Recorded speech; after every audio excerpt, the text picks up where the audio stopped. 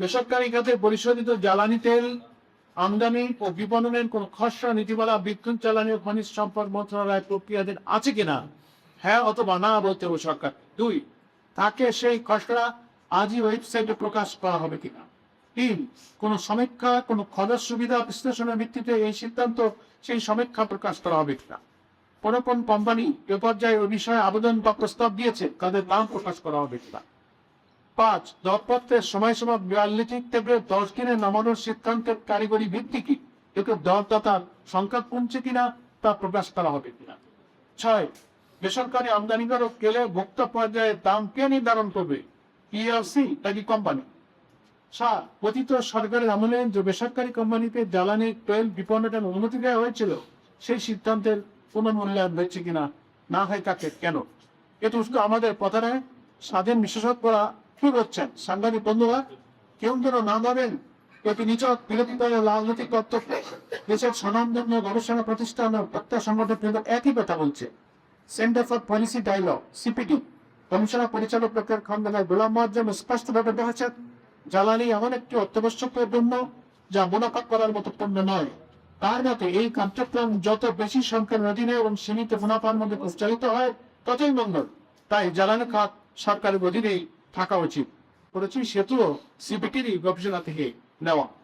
Consumers association of Bangladesh cap জ্বালানি উপদেষ্টা অধ্যাপক ডক্টর এম শামসুল আলম বহু বছর ধরে দাবি জানিয়ে আসছেন, জ্বালানিকে মুনাফার খাত নয় সেবা খাত হিসেবে ঘোষণা করে কস্ট প্রাইস ভিত্তিতে সরবরাহ করতে হবে।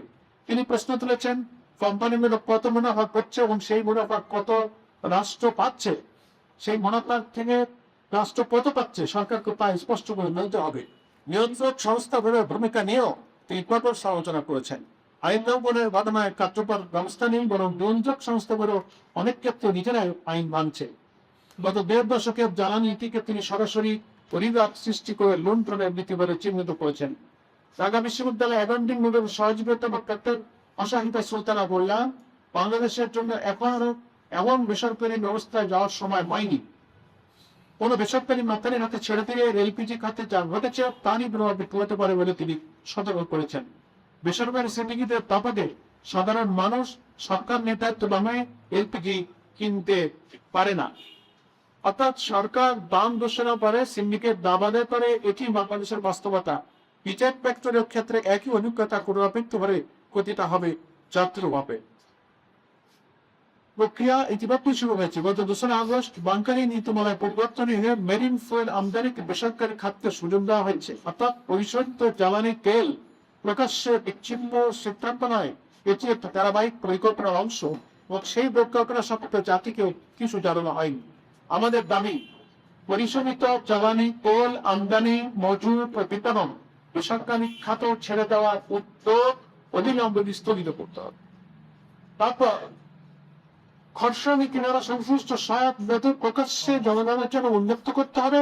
কমপক্ষে 60 দিনের জনগণ গ্রহণের জন্য গণশুনানির আয়োজন করতে হবে, ফান্ডিং অভিযান দিতে হবে। 3, পার্লামেন্টারি স্ট্যান্ডিং কমিটি যেটা সংসদ স্থায়ী কমিটির অধীনে উপযুক্ত এমনিত্ব শুনানি করতে হবে, যেখানে বিরোধী দল, ক্যাব, সিবিডি, বিশ্ববিদ্যালয়ের জ্বালানি বিশেষজ্ঞ, শ্রমিক ফেডারেশন ও ভোক্তা প্রতিনিধিরা বক্তব্য দেওয়ার সুযোগ পাবেন। 4, বেসরকারীকরণের বদলে ইপিসির সংস্কার, স্বাধীন নিরীক্ষা, বোর্ডে পেশাদার নিয়োগ, ক্রয় প্রক্রিয়ায় ইজিপি বাধ্যতামূলককরণ, প্রতি ত্রৈমাসিকে আমদানি মূল্য ও পরিমাণের তথ্য উন্মুক্তকরণ।